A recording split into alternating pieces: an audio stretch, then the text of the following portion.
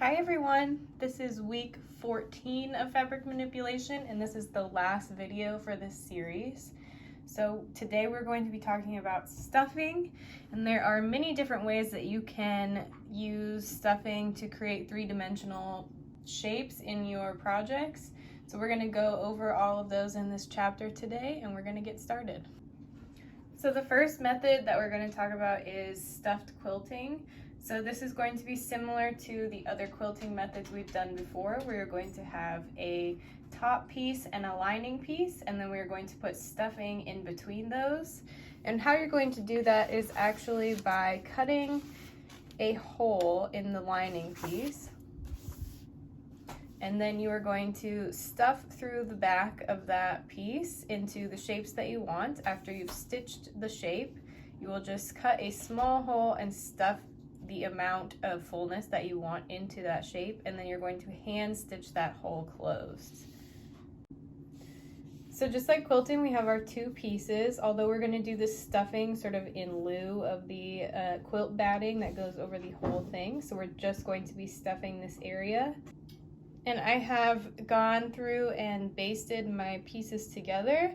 So now I'm going to go to the back side here and I'm going to cut a small slit in the middle on the bias. You want to cut your slit on the bias so that it doesn't fray as you start to stuff it.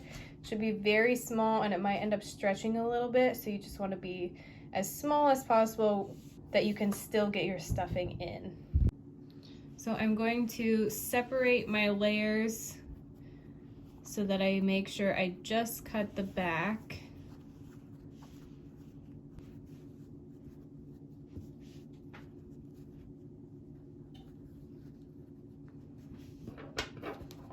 Then I'm going to take my small scissors and just snip a tiny little bit.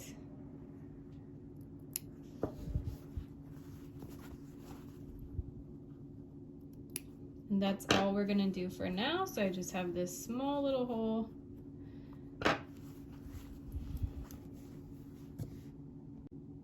And I've got my stuffing, and I'm going to just use a chopstick to help push the stuffing into all of the corners.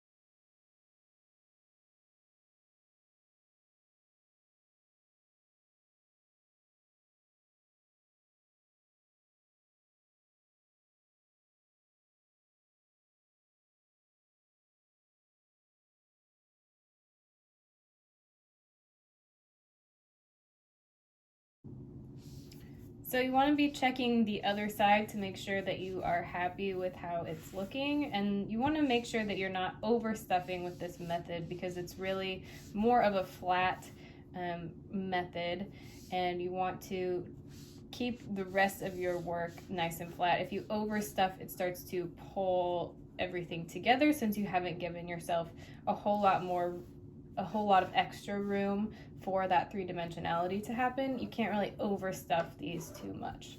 So this is looking pretty good to me. It's just starting to get nice and fluffy without being overly stuffed. So now I'm going to show you how you sew up that little hole on the back. So in the book it says that this darning method is the best, so sort of a ladder stitch where you're going from one side to the other and pulling across so that the two sides are getting evenly brought together. You could also do a cross stitch or a whip stitch, but they're not quite as effective and strong, so this is the option that the book recommends, but you could use those two options as well. So how you start this is I have a single knotted thread, and I'm going to go behind my fabric up at the top corner here and come out just a little ways past my slit.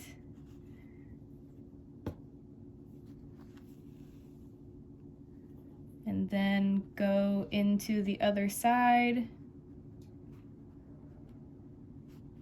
like so. So that your stitch is up at the top here and is coming around. Now we're going to go back to the other side. It's almost like a shoelace.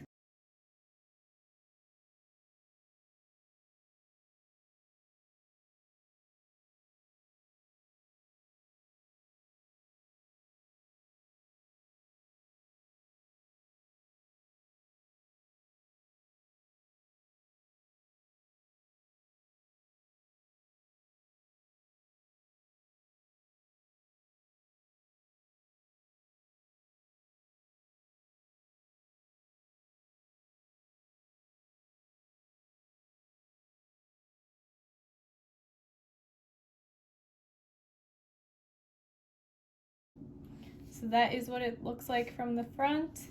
And obviously the back of your project, you're going to have all these little slits. So if you want to cover that up, you can always put another piece of lining, or if you're using just the front piece as the display, then it's not a really big deal.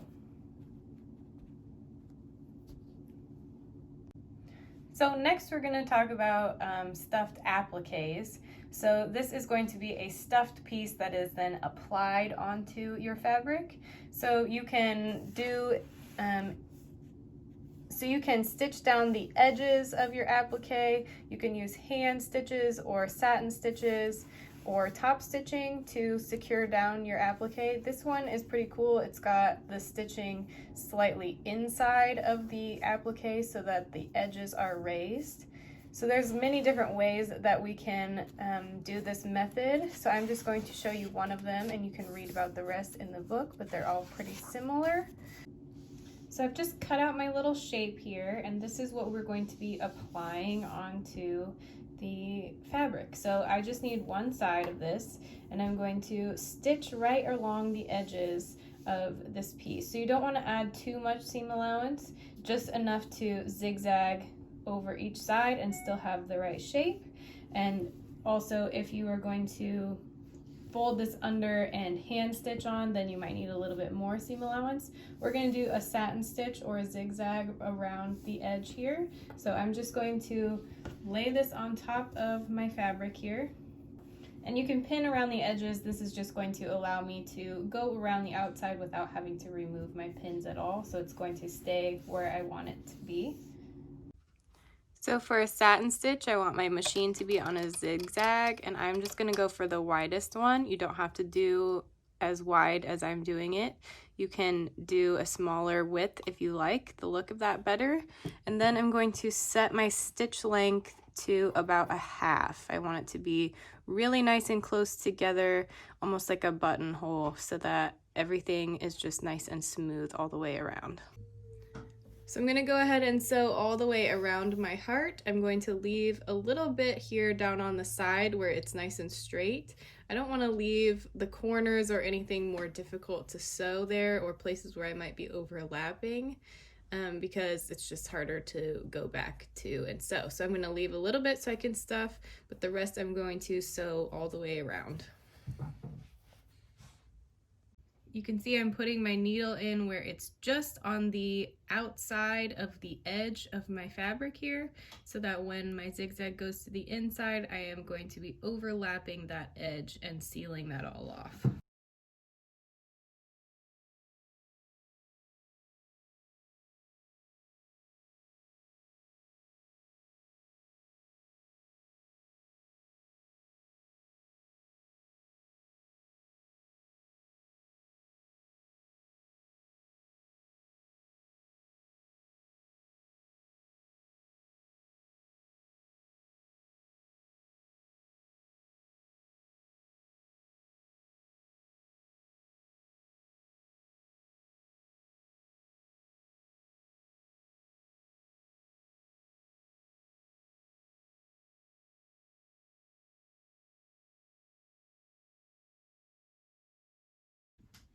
So now that I have the outline sewn and I've left my little spot to stuff here, I'm just going to use my chopstick again and push some stuffing inside.